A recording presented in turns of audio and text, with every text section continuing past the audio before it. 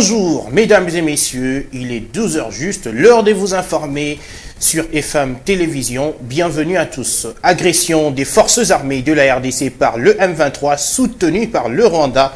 L'armée congolaise vient de communiquer sur les 2 militaires rwandais arrêtés en RDC par la population et par la police. Dans un communiqué du porte-parole du gouverneur militaire du Nord Kivu, l'on affirme avec des termes on ne peut plus clairs le soutien du Rwanda au M23. Commentaire. Les autorités rwandaises nous ont dit que la semaine passée, les bombes en provenance du Congo ont détruit des habitations et tué des personnes au Rwanda. Nos chefs nous ont alors confié la mission d'attaquer Rumagabo en RDC. Nous appartenons au 115e bataillon commandé par le major Kapira. Nous avons été arrêtés, non pas au Rwanda, mais sur le sol congolais, par la population et la police. Nous sommes entrés au Congo depuis mercredi le 25 mai 2022. Il faut 4 heures pour quitter le lieu de notre arrestation pour atteindre la frontière rwandaise. Depuis notre arrestation, nous sommes bien traités par les FARDC. Cette citation est de l'un des militaires rwandais, comme l'indique ce document. Le caporal Kunda Magezi Élysée est détenteur de 3 cartes d'identité dans l'une des Nations Unies qui, je cite, prouve que ce militaire faisait partie du contingent rwandais des forces armées des Nations Unies au Soudan du Sud. Fin de citation. L'autre militaire de la force de défense du Rwanda, Minoire Gadi, a été arrêté sans carte d'identité, note ses communiqués qui indiquent par ailleurs qu'il portait une lance-roquette RPG-7 numéro 3986 fabriquée en 2014. Selon l'armée congolaise, comme plusieurs autres structures publiques ou sociales, il ne fait plus l'ombre d'aucun doute que c'est le Rwanda qui agresse le Congo. L'arrestation de ces 2 militaires rwandais sur le sol congolais en est la preuve palpable. Ce qui rappelle d'ailleurs la demande récente de Kigali à Kinshasa de libérer ces militaires arrêtés en RDC. Tous les dires des officiels rwandais à Kigali ne sont que de faux fuyants pour distraire l'opinion, indique le porte-parole du gouvernement militaire dans cette mise au point. Et il faut dire d'ailleurs que plusieurs manifestations de soutien au FARDC sont prévues ce lundi à travers la ville de Kinshasa. Il sera aussi question d'exiger la rupture des relations diplomatiques entre Kinshasa et Kigali. Autre chose, augmentation du prix des produits pétroliers, la deuxième de la série en un peu plus d'un mois. Autre chose, excusez-nous. En bref, au moins 14 personnes ont été tuées dans une nouvelle attaque dimanche 29 mai dans la commune de Boulongo, en secteur de Rwenzori, au territoire de Beni, au Nord Kivu. Dans cette attaque attribuée aux rebelles ougandais de FARDC, l'on note une femme et un militaire tués. Selon le bourgmestre de cette commune, les faits se sont déroulés à 21 h. On parle aussi de 3 civils portés disparus, 4 gros véhicules incendiés, alors qu'en provenance de la cité de Kassindi pour la ville de Beni, nous y reviendrons. On en vient justement à cette nouvelle augmentation de prix de produits pétroliers. La deuxième en un peu plus d'un mois, c'est désormais à 2345 francs que les Quinois, par exemple, payent dès ce lundi l'essence, selon le communiqué du secrétaire général à l'économie depuis samedi dernier. Comment les choses se passent sur terrain depuis ce matin? Les éléments de réponse dans ce reportage. C'est depuis ce matin que le coût de litre à la pompe a été revu à la hausse, soit 2345 francs congolais, comme l'avait annoncé samedi le secrétaire général à l'économie. La vente du carburant s'effectue normalement, en croire le gérant d'une station-service que nous avons approché. Avec cette hausse, tout le monde se précipite d'ailleurs pour en avoir, a-t-il poursuivi. Là où le bas blesse, c'est quand certaines stations-service arrondissent le coût à 2500 francs, comme le dénonce ce conducteur de taxi-moto qui voit son travail être perturbé. Ce transport est menti. Le prix du transport n'a pas augmenté. Des victoires à magasin de coûts, c'est toujours 1500 francs congolais. Mais aujourd'hui, un litre revient quasiment à 2500 francs congolais, faute de petites coupures. Le coût du carburant a fortement augmenté. Nous ne savons pas où est-ce que nous allons avec ce pays. Bien qu'annoncé depuis samedi, certains Quinois ont plutôt été surpris de ne le constater que ce matin. C'est le cas d'un personnel trouvé dans un point de vente étonné de constater qu'il doit payer à 22 345 francs la même quantité de litres qu'il s'est procuré hier à 22 000 francs environ. Hier soir, il a été constaté également que plusieurs stations-service avaient fermé très tôt que d'habitude, soit avant 21 h.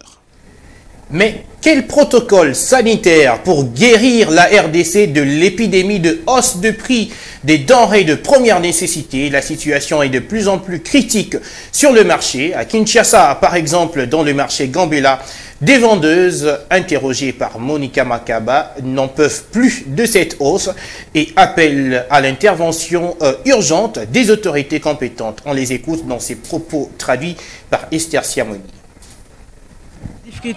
La difficulté que nous rencontrons, c'est le problème des transports. Là-bas, nous pouvons acheter au prix bas, mais pour amener le marchandise jusqu'ici, c'est difficile. C'est pourquoi le prix des bananes plantées ont flambé. Le prix des produits ont vraiment flambé. Comme Elengi que je vends, le prix hausse tout le jour.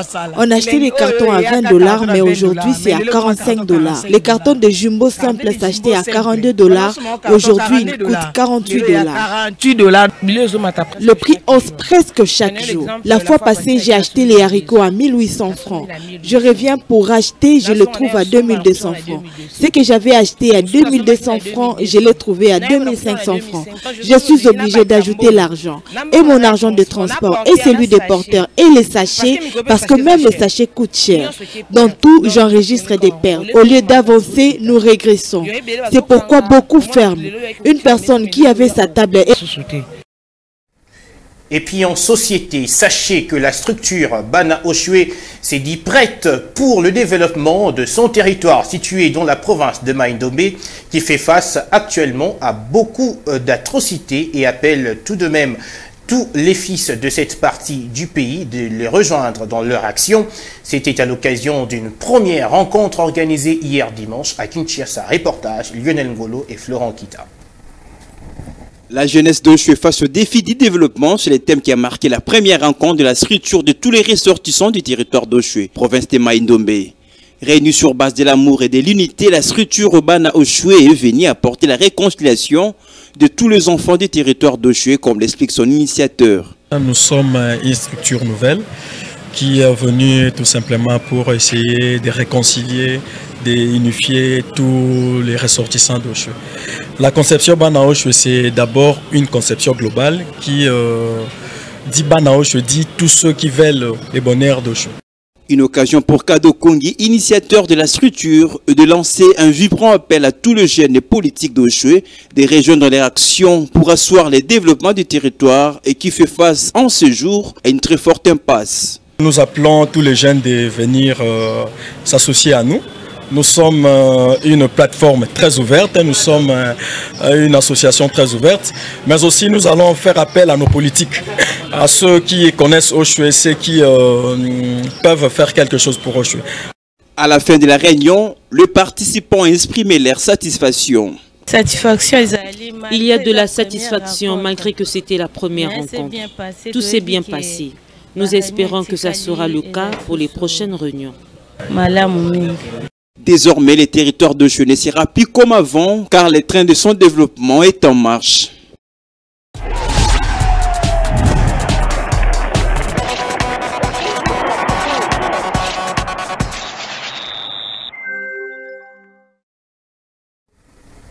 Vous l'avez compris, c'est l'heure de parler sport. Après plusieurs mois d'arrêt, le championnat national a finalement repris hier dimanche au stade de Martyrs de la Pentecôte avec la victoire du Daring Club Motema Pembe devant Sangabalende sur le score de 3-1, un succès qui permet aux Verts et Blancs de la capitale d'occuper la 5e position. Lionel Ngolo. Le championnat national de la division 1 repris hier dimanche 29 mai au stade de Martyrs de la Pentecôte avec la belle victoire du Daring Club Motema Pembe sur Sa Majesté Sangabalende par le score de 3-1. Christian Toundi a ouvert la marque pour les Immaculés de la 7e minute, 1-0 à la pause.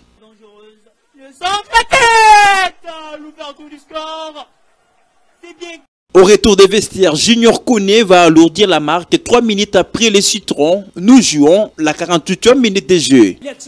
sifflet centre d'appel donc Kasseri qui a la tête. Le deuxième but de Daring Motema Pembe. DSMP domine et tente d'asphyxier Sangabalende au milieu de terrain. Le pressing va finalement payer. 6 minutes plus tard, Jimmy Baundula marque le troisième but du Daring Motema Pembe. Attention, Junior Abou connaît le bon geste des Junior. Et le but. Le troisième but de Daring Motema Pembe. Sangabalende va réduire le score à la 75e minute par la trémise de Butoto Kamara. Le score ne va plus changer. DSMP c'est le score du match et remporte la victoire à la reprise du championnat 3 mois après son arrêt, faute d'avion pour transporter les équipes. C'est sur ce permet au Daring Motema Pembe de pointer à la 5e place du championnat, alors que Sangabalende occupe actuellement la 13e position avec 15 points.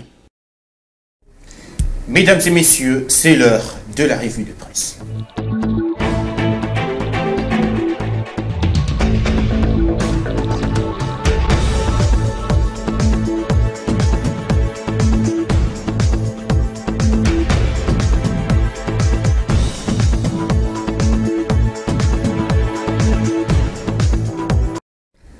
Mais que disent les journaux parus ce matin dans la capitale congolaise? On feuillette quelques journaux avec Ruth Dinonzei sur ce plateau. Bonjour Ruth. Bonjour Patrick. Je vois que votre revue de presse s'est intéressée principalement à cette agression du Rwanda, donc du M23 soutenu par le Rwanda RDC. On commence avec la prospérité qui dit justement attaque de Rutshuru en RDC par le M23, le Rwanda démasqué.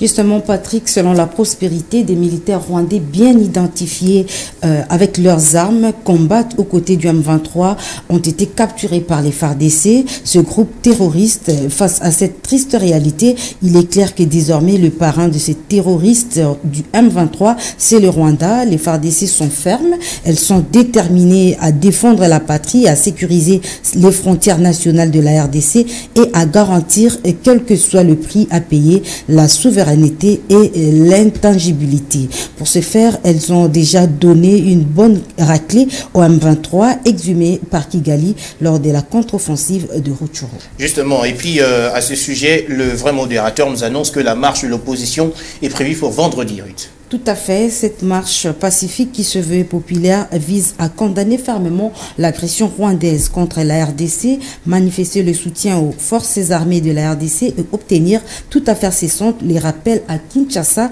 de l'ambassadeur du Rwanda à Kigali et l'expulsion de l'ambassadeur rwandais du territoire congolais avant d'appeler les gouvernements à suspendre tous les accords de coopération avec le Rwanda. Justement, et puis on reste dans ce chapitre, comme je l'ai dit, Ruth, Congo Nouveau dit, toujours concernant cette marche contre l'agression rwandaise dans l'est du pays, Fayulu, Kabila, bras dessous, Mouzitou, fidèle à la Moka. Oui, selon l'auteur de l'article, curieux que cela puisse paraître, les militants décidés de l'opposant Martin Fayulu et ceux du Front commun pour le Congo de Joseph Kabila vont marcher main dans la main le 3 juin prochain, notamment pour s'opposer à l'agression rwandaise dans l'est de la RDC via le M23 et exiger les réformes électorales.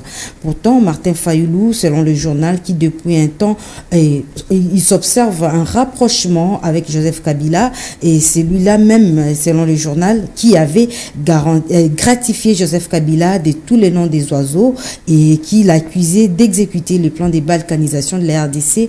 Étonnant, les deux leaders, si pas leurs militants, vont s'afficher comme des tourtereaux. Ok, alors on prend cette nouvelle avec le journal La République qui parle de la hausse des prix de produits pétroliers. Les Quinois connaîtront le calvaire. Oui, la République rapporte le communiqué du ministère de l'économie qui a annoncé samedi une nouvelle mise à jour de la structure des prix des produits pétroliers applicables sur les territoires nationaux. De ce fait, le litre de l'essence est désormais fixé à 2345 francs dans la zone ouest, alors que dans la zone sud, il est porté à 2850 francs. Selon le secrétaire général à l'économie nationale, Célestin Tuité, ce réajustement des prix est consécutif à la persistance des chocs exogènes liés à la hausse des prix du carburant sur le plan international. Merci beaucoup Ruth Dinonzei pour cette lecture du journal. Merci Patrick.